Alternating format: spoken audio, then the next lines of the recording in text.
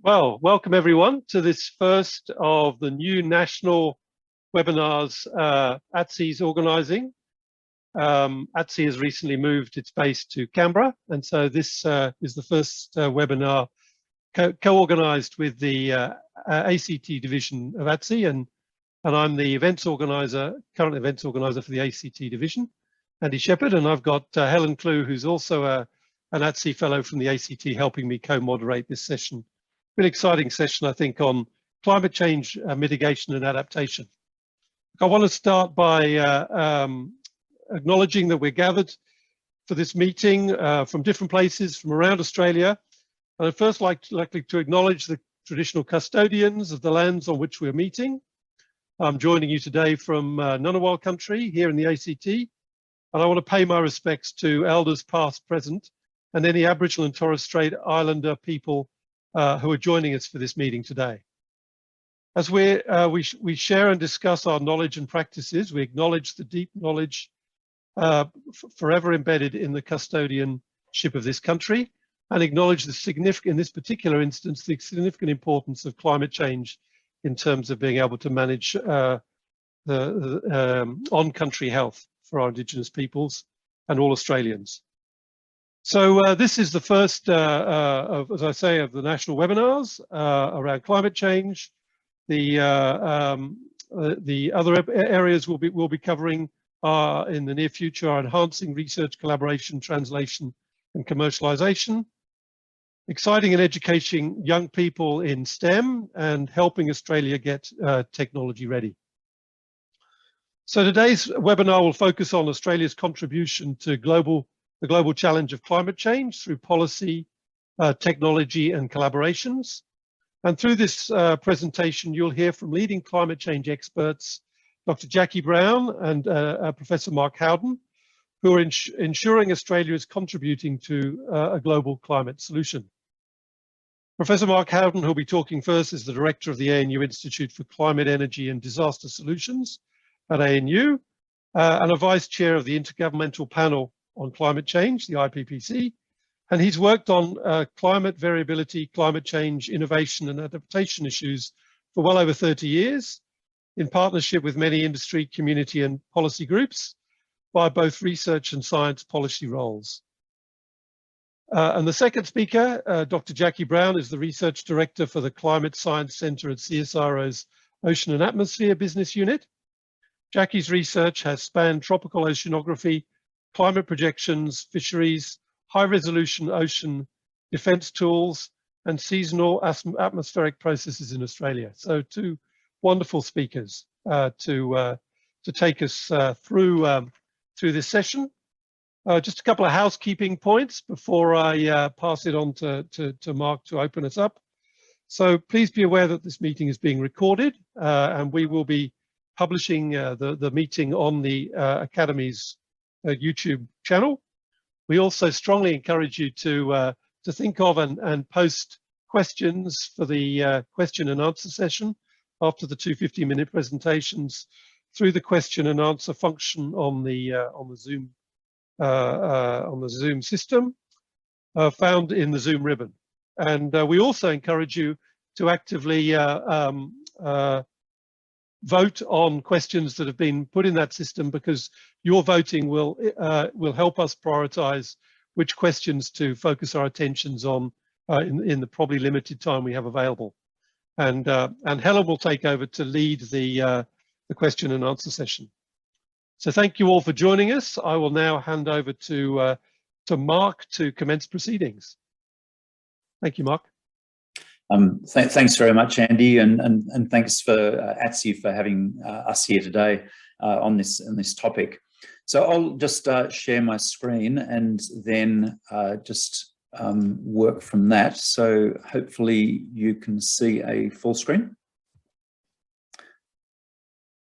Okay, in the absence of Yep, it's all good, Mark, all good. Fantastic, thanks, Helen.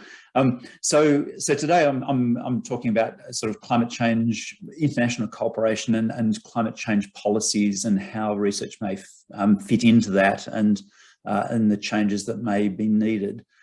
This is actually a huge topic, and so I'll be really skating over this in the process. But probably covering off, probably the easiest part of this first is the rationale for international collaboration on climate change and climate variability issues. And clearly climate change is a global issue, and it almost goes without saying that that requires global solutions. And when you start to look at the challenge, say in the energy transition or global climate modelling, it's actually more than any single country can deliver. So they're very, very large enterprises that we have to progress here. And additional to the scale is the interconnected nature of both the impacted systems, but also the research that's needed to cover those. And so in essence, that does mean that we're in a situation where international collaboration is necessary to actually make progress on these large and complex issues. And I would argue, and others have argued too, that investing in and playing a significant role in these large-scale international activities, Australia can get various advantages. So one of them is clearly we can leverage the direction and content of the research. So by putting in a small amount of money, we can leverage the influence and information from much bigger investments elsewhere. So for example, we have a particular interest in the Southern Oceans and the Southern Hemisphere, and ensuring that that's effectively dealt with is one of those benefits in terms of leverage. We can also derive immediate benefits from accessing the research immediately rather than waiting through, for example, publications or other access methods. Clearly, we can build capacity both here, elsewhere through these collaborations. And importantly, that's capacity in our region, so in, say, our Pacific Island neighbours, but also capacity in the younger cohorts of researchers who will have to deal with these issues over the next decades. And of course, what this does is it positions us for future opportunities. So opportunities that may arise from this research are going to be much easier for us to access. So we're in the box seat for those. And lastly, I think by engaging effectively in these large-scale international collaborations, it enhances our global and our regional standing, which, to be straight, has actually taken quite a beating over the last decade or so. So my assessment is pretty clear that Australia will be reliant on international partnerships and cooperation on climate and related issues for the foreseeable future.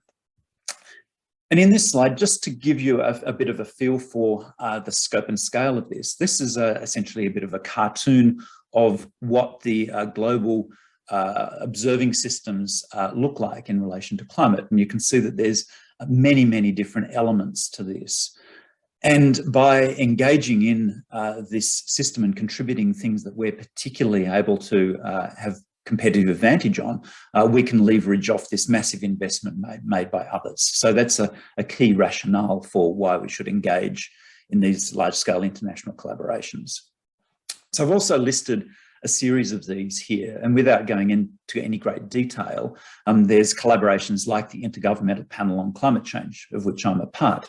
There's the World Climate Research Programme, which Helen Clue plays into in their Grand Challenge program. There's the observing systems and modelling systems. There's work on greenhouse gas emission reductions and energy transitions, which we play into, climate adaptation programs. There's university collaborations such as the Global Alliance on Climate Change, which I'm part of. And there's activities in relation to data curation and stewardship, such as TG Data. And Australia often has very significant roles in these things, and we could have even more significant roles in many cases because we've got the people and often we've got the institutional framework to engage, but often there's a limitation in terms of resources that limits our capacity to engage. So in relation to climate change, I think covering off the resources related to research need to be sort of seen in the view as a subset of a much bigger picture in Australia about research investment.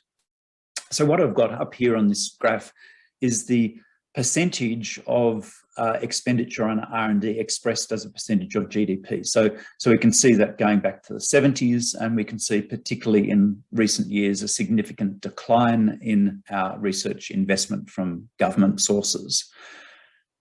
We're now at the point where it's the lowest as a proportion of GDP in 40 years. It's well below the OECD average. It's almost half the OECD average of government investment in R&D as a proportion of the economy. And it's not just that our government investment is going down, but in other countries, that's to some extent being substituted by private industry investment. Unfortunately, though, in Australia, that business spending on R&D is essentially flatlined. Whereas if we look at our competitor nations, that's actually growing and growing rapidly. So the OECD business average is actually going up 5% per annum. So we're at risk of falling further behind, and this applies to climate just as it applies to many other research areas. And it's not just this sort of quanta of funding that's actually at issue here. It's also essentially the nature of our innovation system. So if we think back to after the Second World War, when we put in place our national innovation system, essentially it had components which are illustrated here coming out of the Australian New Zealand research classification, going from pure research to strategic, applied and experimental development. And what we've seen, particularly over the last decade or two, is the funding in that innovation system essentially has moved to the right. It's moved to more short-term, more applied work, and increasingly influenced by external forces, including political ones. And we just have to think back to the recent ARC decisions made by the minister. And what happens there is it tends to emphasize localized and domestic elements rather than those international ones, which I covered before. So in a sense, it's a parochialization, to coin a word, of our innovation system.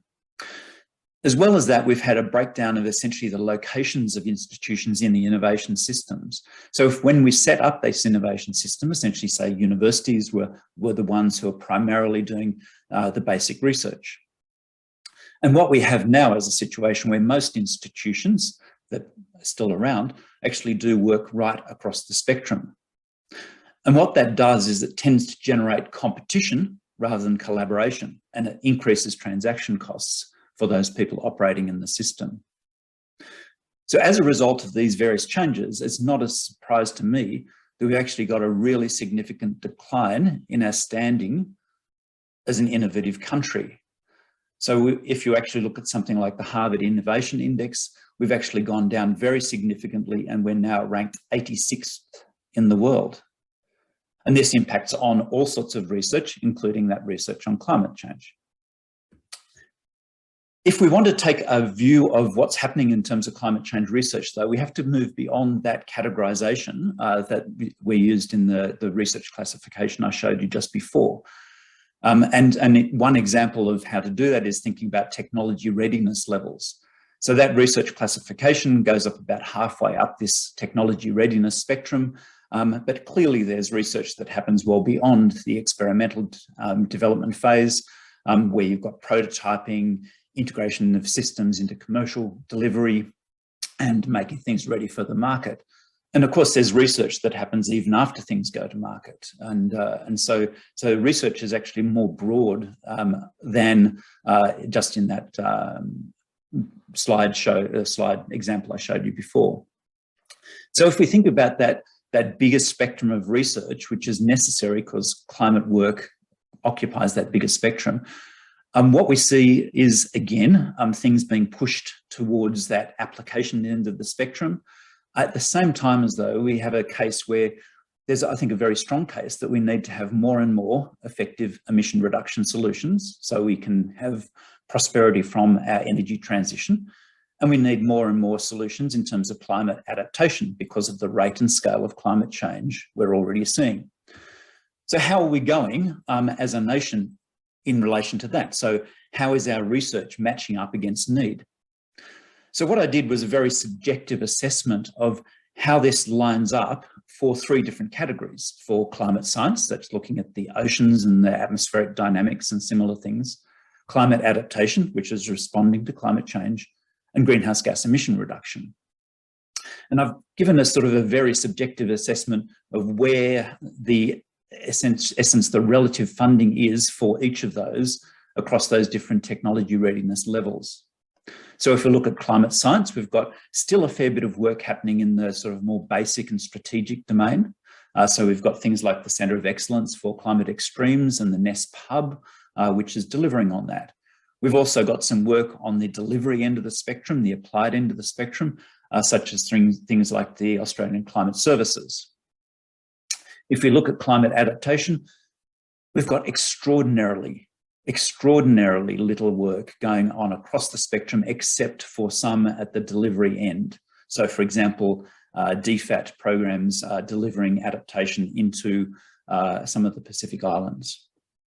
If we look at our emission reduction side of things, we've still got some work happening, particularly in the universities, on the basic science. And we've got a whole stack of research associated with things like ARENA grants, where we've got research tied into delivery of systems. But in all of these cases, at best, we've got this big hole in the middle, which applies to the strategic to applied. So how do we take knowledge and convert that into useful outcomes for Australia? So it's that idea of exploring that translational science space. And in particular, that applies to the climate adaptation domain. So a few years ago, I did an analysis of publications as a metric of action in relation to climate adaptation. And in Australia, we're about 75% below trend compared with what we were doing a decade ago. So every other country that I looked at was keeping going up in terms of their climate adaptation activity. In Australia, we've gone down and down radically. So looking at our current policies and programs and assessing those in relation to climate change, a few observations. Generally speaking, and with exceptions of some of those really big blocky things that Jackie is going to be talking about shortly, we tend to be small and limited in scope, fragmented in nature, and through this unlikely to generate the highest benefit and cost to the nation from the research investment. Often we see what we're doing has an element of ideology wrapped in there, and it focuses on only part of what would be thought of as good practice. So for example, a technology-only approach to delivering solutions, ignoring the necessary policy enablers. Often what we see is not well integrated with other concerns. So sectorally, we don't link energy with climate. Or on issue-based things, we don't link climate with water. Or regionally, we don't take integrated approaches to deliver the best outcomes for regions. And as a result of this, we're likely to incur higher risks than we otherwise would, and we get lower benefits than we otherwise would. If we look at our policies, they're often lagging behind the various changes that are needed. So arguably, our climate policies are well behind the rates of climate change that we're seeing. Our energy transition isn't keeping up. You only have to look at the supply versus the demand for electric vehicles here in Australia. So our policies and programs are not delivering at the scale and speed that's needed. And in fact, what we see oftentimes now is industry and community stepping in and taking leadership roles because the policy isn't delivering. So if we said, okay, well, this is where we are, where would we want to be? And I would argue that what we want in terms of these policies are informed policies, comprehensive policies, effective policies, and ones that have continuity, because these issues are not going to go away. They're going to be with us for decades. So what might ATSE do? Well, I've got a few things here, and I don't want to be prescriptive, but this is just the things that seem to me to be relevant. So as an institution, I think you can listen to the research. I think that's a really great start, and that's why things like IPCC are so important. And you can also listen to stakeholders who have a long-term view, not those who have a view for what's best for tomorrow and not what's best for me. And through that, establish collaborative and non-partisan framing and conversations. So seen as an honest broker in this domain. I think you can emphasize the need for informed policy and rational decision-making. We often hear about evidence-based policy, but it's very rarely applied in the way that I think many of us think it should be. So for example, you could, when making decisions about climate change, look at a combination of the direct and indirect impacts, the monetized and non-monetary values and benefits from different actions, and then compare these against the different costs of implementation, and then act accordingly. And when we actually look at when this is being done, and it is being done increasingly, the cost of action is almost always way less than the cost of inaction. So as an example of this, when we look at what we call the social cost of carbon, which is the essentially aggregated cost of emitting a tonne of carbon dioxide, that's the median value for that is around about Australian $500. And if you ask yourself, can we actually reduce emissions for less than $500 a tonne? And the answer is certainly yes. So we're actually not making very fundamental decisions there in terms of our emission reductions. I think ATSE and similar groups have a role in changing the policy framing from a cost-based short-term accounting frame to a much more investment-oriented and longer time frame, because our research does take a long time to deliver from start to finish. I think we can promote integrated policies such as linking energy with climate, with water, with regional development, with health, etc., because at the moment they're all largely kept separate. We can emphasise the rational use of the full array of policy instruments available. So yes, industry subsidies are not are one of the toolkit, but we also have things like putting an effective price on greenhouse gas emissions, things like regulation, things like performance standards, which can really and demonstrably deliver in these and other issues. I think we, as a group, a community, we can identify, support and integrate relevant research across the technology readiness levels that I showed you before. So we don't have those big gaps. So we actually have much more seamless delivery where we're actually looking at our competitive advantage in our own research community and looking at how we can deliver that, not just to Australia, but regionally and globally. We can, as an entity, look at the long term and emphasise the need to maximise the learning from investments, both domestic activities that we engage in and also from those which we engage internationally. And through this, we look to build capacity, including through young people here in Australia. And lastly, I'd suggest that there is a leadership role for ATSE, and that might be something like considering producing an ACOLA report similar to the one that was produced recently on energy transitions, but in relation to climate responses, not because a report by itself is going to change things, but thinking about this report as part of a much bigger integrated influencing campaign where we start to ramp up some of these concerns that I've raised about the declining role of research in Australia. I think we've got a lot of room to move here. I think there's a lot of public support behind us if we actually move sensibly.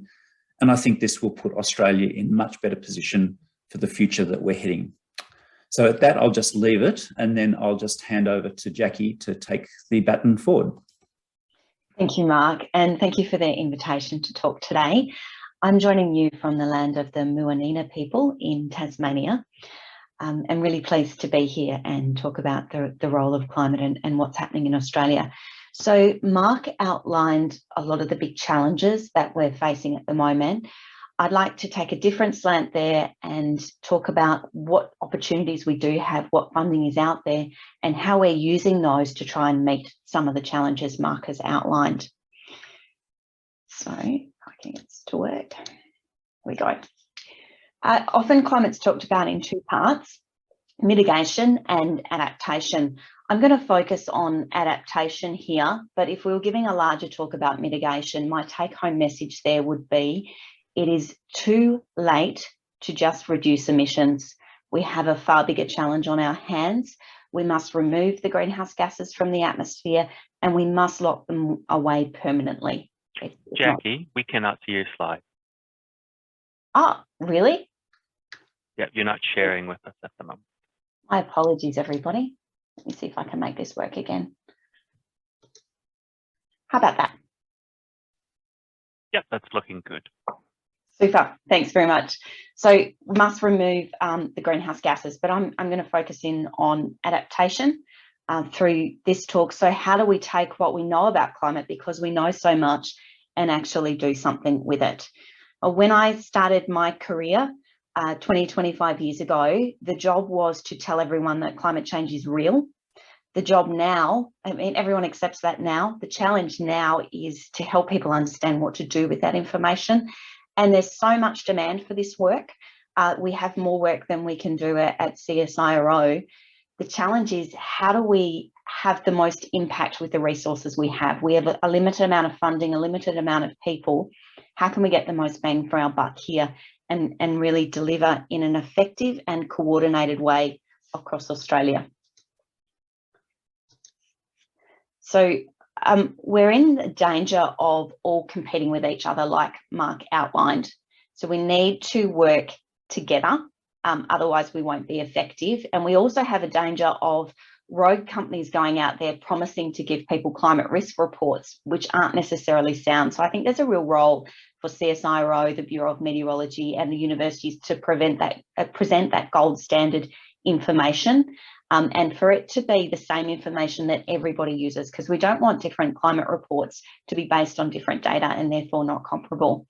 So there's a huge effort at the moment for all these different parties, CSIRO, Bureau, the state agencies, the universities, DOORS helping as well, to get together, bring our data together, so no one's fighting over my model's better than your model, or my data's different and my data's better. Put it all in one place in this hypothesized blue box to work together, so we're all talking from the same page. Then we can deliver that information out to our stakeholders. There's quite a range of stakeholders that need climate risk information, from the private sector in insurance and banking through to energy, agriculture, governments, disasters, defence, our Pacific neighbours. But the key thing is they need the same base information, but they need it provided to them in different ways, bespoke ways. And that's the huge challenge. It's those arrows on this diagram that seem quite small, which I think are the biggest challenge that we need to face over the next few decades. So how do we do this? We have various projects on the go, represented by the green triangles here, that deliver into these sectors, but they are just small pieces of the puzzle, and there's a lot of gaps between them. They're all feeding back into trying to help us design this central box where we're heading towards, and then feeding out. So if you get a project in energy, you can compare it to a project you've done through the NEST system, say for the state government. So I'd like to zoom in on some of these projects and give you an outline of some of the work we have been doing. The National Environmental Science Program, you might have heard of NESP. It's now in its phase 2. And this round, they've made some really big changes in how we're going to do that climate research. So there's 4 hubs.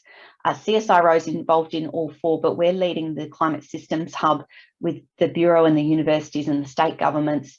But this time round, there's a real focus on the adaptation. So while we'll always need to fund that core science, and the NESP Hub is, we're really focusing in on how do we deliver that information out?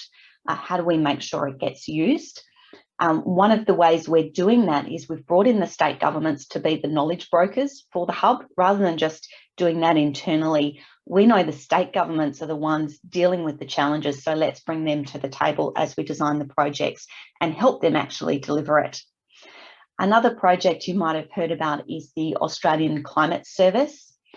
So this is $210 million over 4 years, and that was set up in response to the Royal Commission into National Natural Disaster Arrangements.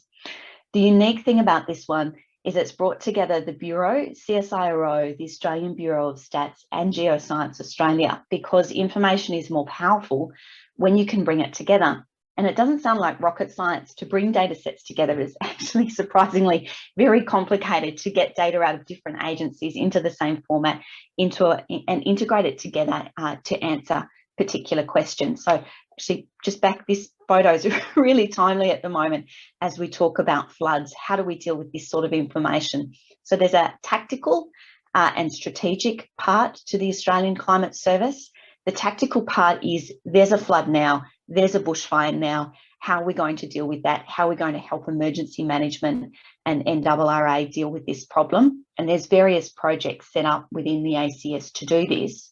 One of those is called Transit, and this is a mapping we have of all our supply chains through Australia to deliver food and medical supplies, and we can map out, when there is a disaster, if there's a flood or a bushfire, what's our alternative routes? How can we draw together all the different trucking companies and trains to find a solution to that problem really, really quickly. So that one's being employed now. That's the tactical sort of approach. The strategic approach comes in from a climate change perspective. So looking forward out to the next 20 or 30 years, what are the problems we have and how can we prepare for those now? This is an early piece of work from the ACS around the winds from tropical cyclones.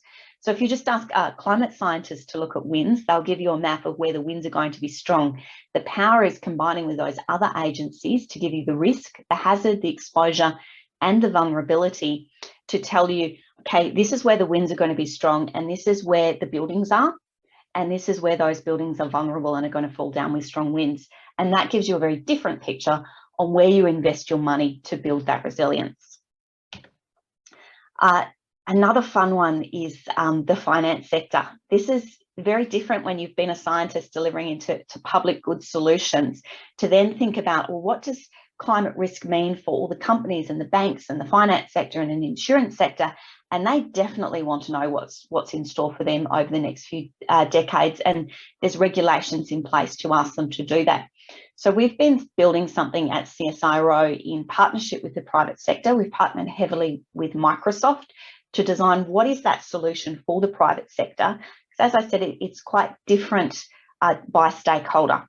So the private sector want to be able to bring in their confidential information, combine it with our climate risk information, and provide reports for them. But we can't do that for every company in Australia.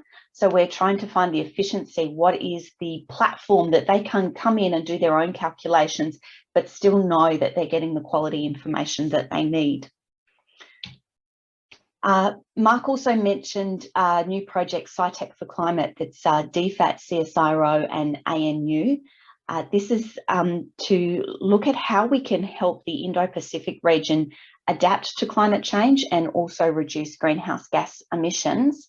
I'm just going to try and show you a little video here to explain what this project is.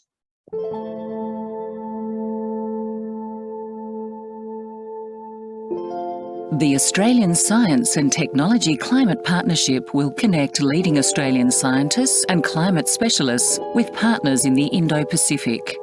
Scientists and experts from Australia's National Science Agency, CSIRO, and the Australian National University will work closely with partner governments, industry and local communities to find novel, locally appropriate solutions to climate challenges, translating cutting-edge science and technology into practical actions to help the Indo-Pacific adapt to climate change and reduce greenhouse gas emissions, building resilience to the challenges ahead.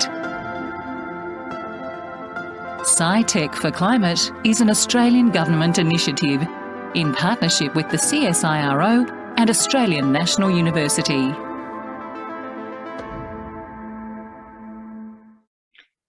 So we're quite excited about this one starting, and hopefully I can bring my PowerPoint slide back up again. I swap those display settings. So that's just some of the big projects that makes it sound like we are doing a lot of work. It's a very busy space. There's a lot going on. We've got a lot to achieve. But as Mark outlined, there are a lot of gaps. And in particular, it's that space in the middle that Mark talked about. So we've got the science push, we've got the investment into the science, but it's the climate adaptation and the applied science where we really want to focus in our efforts. It's these arrows in the diagram and all the gaps in between, which are really going to make the difference to future-proof Australia. So what do we need to think about? I just want to add a bit more to what Mark was saying around innovation, because that's taking that science, which we're really good at, to get the impact we need. Having a look at the Global Innovation Index, Australia is #1 in the world for keeping kids at school, particularly after experiences for homeschooling. We're all desperate to keep the kids in school. We're 10th in the world for our H index, so we're really good at writing papers. We're good at the science. University and industry collaboration, we're 39th. And knowledge diffusion, we're 74th. So for some reason, we're really brilliant, but we just don't seem to be doing something with that. And it's not as straightforward as just funding that innovation space, Mark was also talking about the challenge of making sure we have the collaboration as we do it, because we are a small country. So if I have an ask for you, it's to help drive and promote that need for the people in the middle to take the good science and get it through to impact. How can we demonstrate that this is the most important job for our future scientists? Because often the focus and the rewards are how many papers have you written? You know, that's how we measure great scientists often. How do we promote the roles of those people in the middle? And so my ask is, if you can help with that, that would be fantastic. Thank you.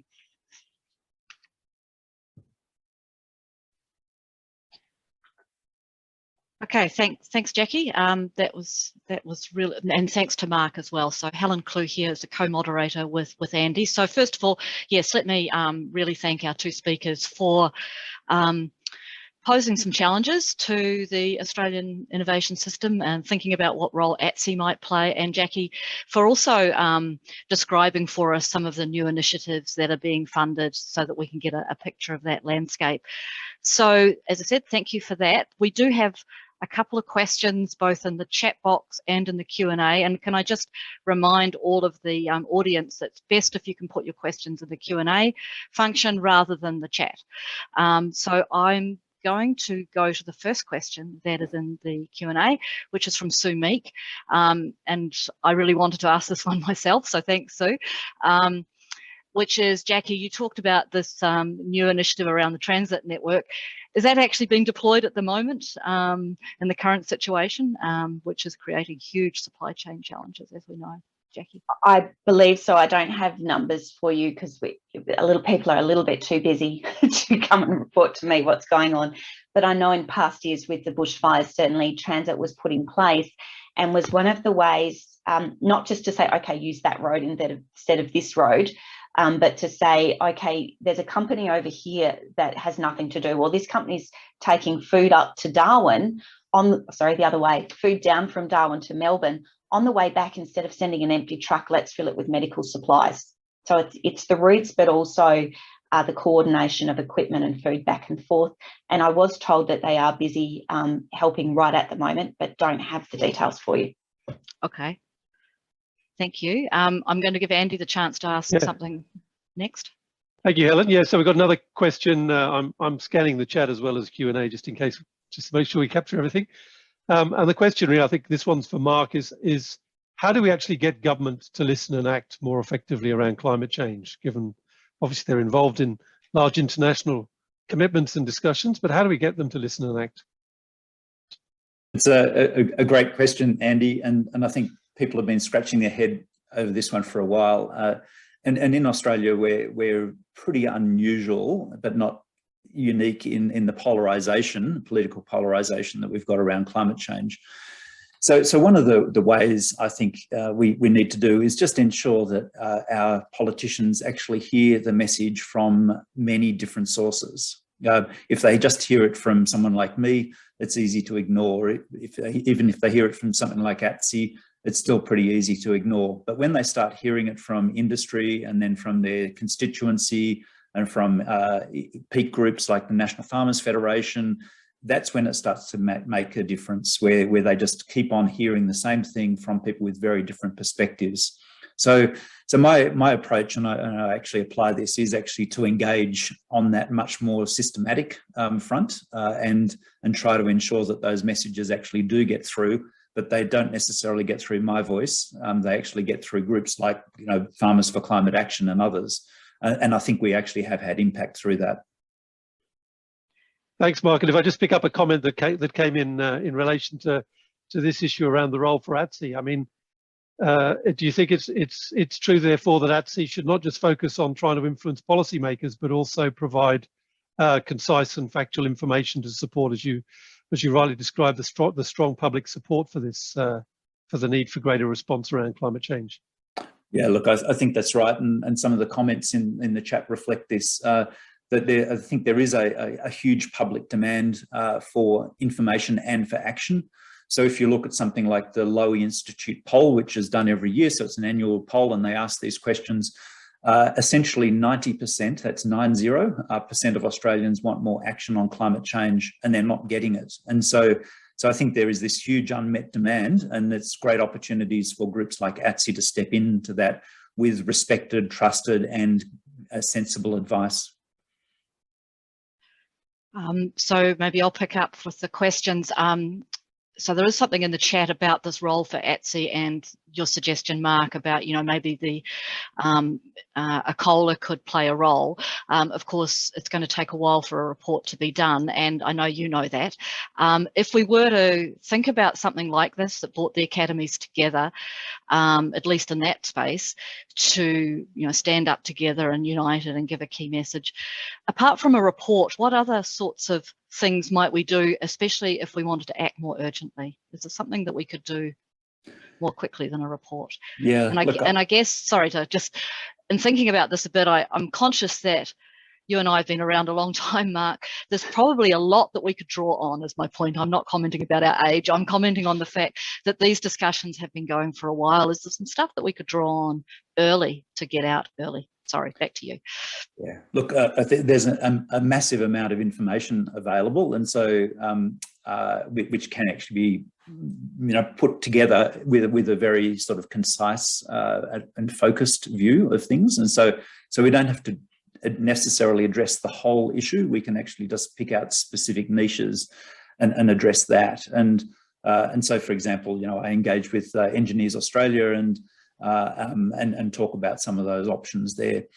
In the very near future, like in the next couple of weeks, we're going to have an IPCC report, the Working Group 2 report on impacts and adaptation, and that will be an immediate and large sort of set of information which gets loose, you know, set loose on an unsuspecting public, and so that's a great opportunity to for ATSE to pick up threads of that and to you know, repackage and communicate in under your own branding. A month after that, there's a similar report from IPCC on the mitigation side of things. And so again, there's a great opportunity to pick up threads of that and to communicate those more broadly. And later in the year with IPCC, there's the synthesis report, which brings all of the different reports across the IPCC cycle together. So just within this year, I think we've got, you know, 3 big opportunities to you know, reinforce, you know, comments and media and perspectives that are going to be, you know, sought by, you know, politicians and others, you know, just simply because those very large and significant reports are coming out. And so, you know, I'll be doing a whole stack of media, you know, under my own sort of banner and with a whole stack of collaborating organisations. But I think there's a lot of room for others to actually work into that as well. And I think it's a good point that there is some opportunities this year, and that's something that I think we really should think about. Andy, if it's okay with you, I'd like to pose one to Jackie, firstly to give her the opportunity to comment on any of the discussion we're having with Mark, firstly. But there is a question for you in the Q&A as well, which is where the agriculture sector fits in with the 4. Now, the question says climate hubs, but I think you might mean the 4 NESP hubs, but yeah. Jackie, over to you. Just on the first, you know, what can we do? Agree with everything Mark's suggesting, and just wanted to add, don't forget the power of the private sector here as a very loud voice, definitely outside academia. There's a huge demand from the insurance companies and the energy companies for action, and they have a lot of influence. So make sure they're at the table. That's where we're seeing the most action. And we're seeing the big demand for the climate information that we have. And then the question on where does agriculture fit? So in that span diagram I had, there's a huge project called Climate Services for Agriculture. It's not sitting within NESP. So NESP has intentionally not focused in closely on agriculture, because there's a $10 million project, Climate Services for Agriculture, funded by DOR, Department of Ag, Water and Environment, specifically looking at that. Thank you, Mark, Andy. Yep. Yeah, so Mark, the question I think reflects back to what you were saying about the weaknesses in Australian investment and the large holes. What are the countries out there that we should be, you know, working with that are clearly ahead of the game Which countries are world leaders? Yeah, well, I'd probably slightly sort of reframe that. I actually think a lot of what we do is work into entities, different institutions like, World Meteorological Organization and specific programs like the Global Observing Systems and similar things. And so I think rather than specific countries, it's actually working in with those institutions, and perhaps there are additional institutions that we need to think about setting up, which don't cover the ground quite as effectively. So, for example, in terms of energy transitions, we haven't got sort of the equivalent of a WCRP, and so, but if you look across that, there's obviously the big players like US and Germany and France and England and various others.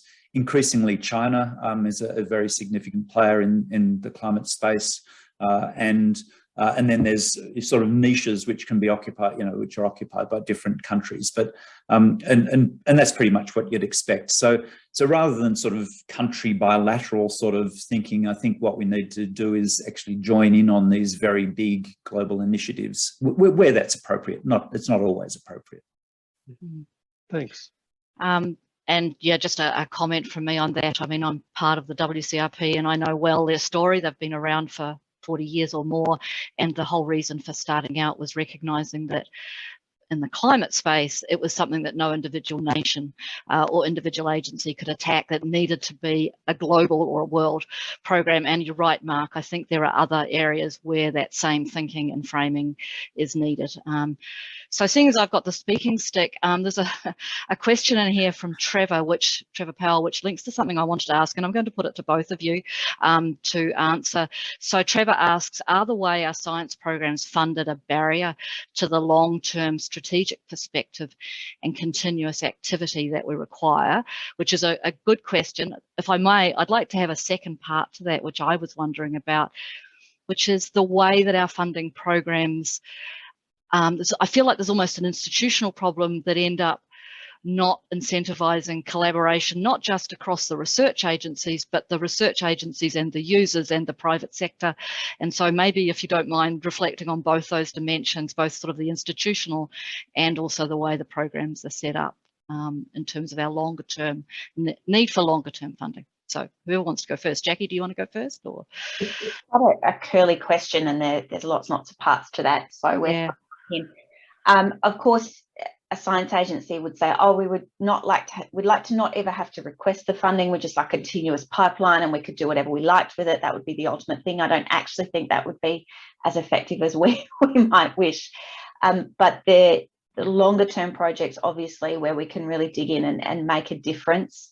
It's not okay when we go to our country in a Pacific island and we jump in there for 2 years and we do something and we leave. That's not okay. So we need to keep that long-term strategy for the things we start to make sure we continue. But what Helen was alluding to around the cross institutions, and Mark and I have both talked about, we have a small number of people and a small number of agencies here. We must collaborate. We can't afford to compete because that's not working. And there are barriers there in the way we fund things.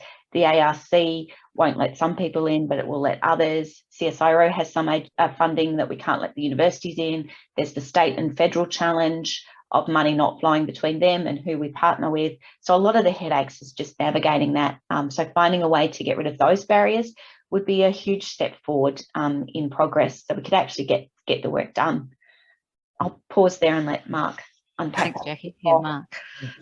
Look, no, I agree with the things that Jackie have said. So I think a critical thing is moving beyond project thinking into much more programmatic or thematic thinking, and so that should actually outlast any individual project. And projects, should actually be a variable. Project length should be a variable, and there's some projects which can be shorter than our standard sort of 3-year cycle, and others which arguably should be longer. And so we need to be a bit more nuanced and sophisticated, I think, in how we approach our funding, and those incentives to collaborate and to cross-fertilise, not just within the research institutions, but externally as well with our industry and community partners, I think is really important. And at the moment, you know, like we don't often have the mechanisms once you go beyond the CRC sort of mechanisms. So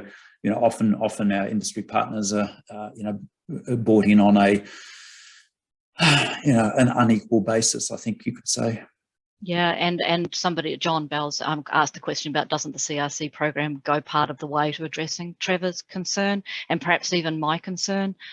And I'm wondering if the CRC program, the way it's constituted at the moment, is sufficient, but that's just a comment perhaps. Yeah. Look, I guess I'd pick up that element there, and my observation would be the way the CRC program started out, I think, was probably about right, but it's actually again moved to the right. It's become much more sort of a short-term, you know, sort of immediate fix sort of stuff, and less strategic over time.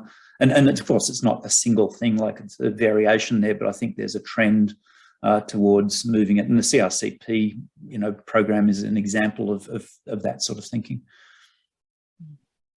Thanks. Andy? Okay, sure. Look, I've got a question here. I'm afraid I don't actually remember the context or whose talk it was involved in, so I'm going to read it out, but it got a vote. So, is the $500 figure quoted as the cost of emitting CO2 firmly derived and auditable? And if so, if so, should it not be publicised more widely, including what components it contains, so priorities can be better assessed? It's actually a great question. So the 500 US, so it's the number in the paper is actually the median social cost of carbon is $417 US. That's where roughly 500 Australian. That was a paper by Ricky et al. Published in Nature Climate Change. So, you know, high level publication. It was a meta-analysis of social cost of carbon numbers. And because of differences in methods and assumptions and data, it was quite a wide variety, you know, so that ranged from much smaller numbers to much bigger numbers. So that was the median social cost of carbon.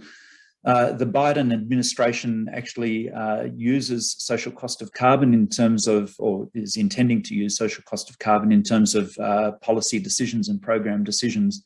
So there's actually a working group which is due to deliver their revised social cost of carbon, which was first came out in the Obama administration, and that is due fairly soon, and that will then be part of decision making.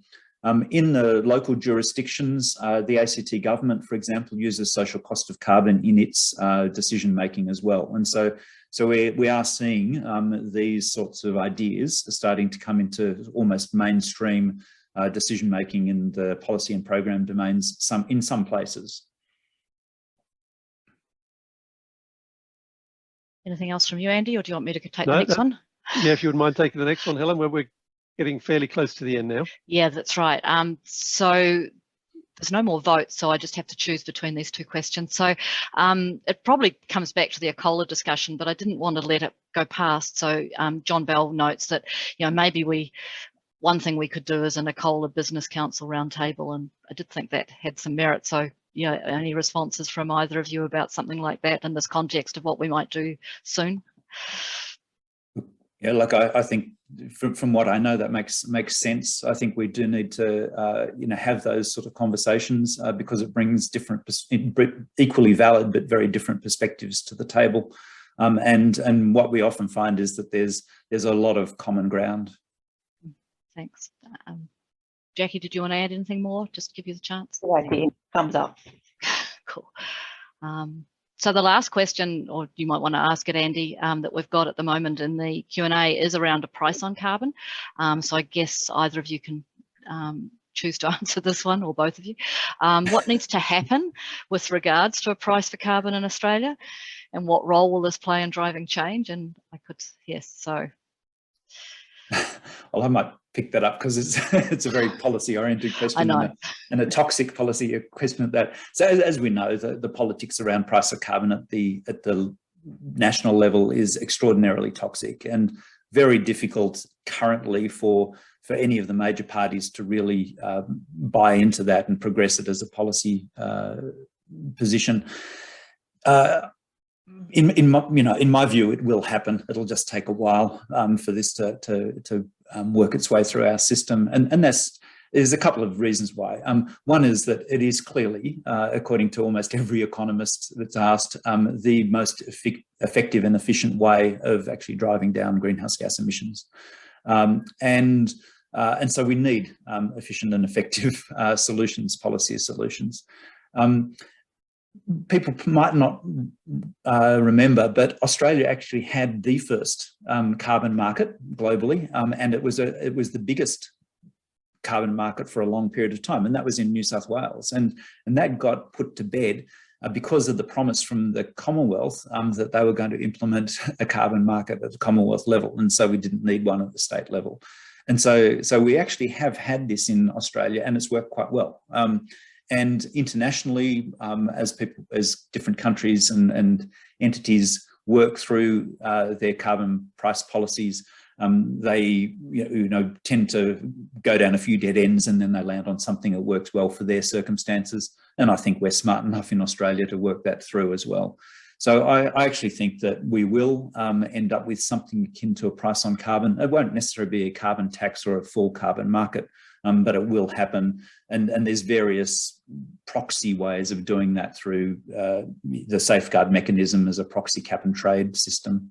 So I think it'll happen. The rationale for it to happen is really strong. Thanks, Mark. Excellent. Andy. Right, well, I'll wrap up if everybody's finished on questions. So look, I just want to finish by thanking everybody, all of you for joining, and particularly the contributions that Jackie and Mark you made for this fantastic first national seminar of ATSE. I think you've set us a few challenges to think about, and for the ATSE leadership to think about, both at the state but also at the national level, about how we can really try and influence and change the thinking through both a public and a policy lens around this issue. So I think it's been really exciting. As I previously mentioned, the webinar is part of a new national series of webinars being hosted by ATSE in 2022. So encourage everybody to stay tuned. The next seminar will be held on the 3rd of March, focusing on research, translation and commercialization, entitled Next Generation Conformal Sensors for Nearables and Wearables. I didn't even know some of those were words. So look out for notifications to register and come along in the coming days. And also the next ACT divisional seminar will be in March 2, and it'll be in association with the Ag Forum of ATSE, and we'll focus on artificial meats and all the exciting discussions around that. So anyway, thank you all for joining. Leave you get back to your day, and yeah, thanks for ATSE for helping us organise this, and thanks to our wonderful 2 speakers, and thanks to Helen for joining me to co-moderate this. So thanks all. Thanks, everybody. Bye. Good day. Bye-bye. Thanks a lot. Cheers.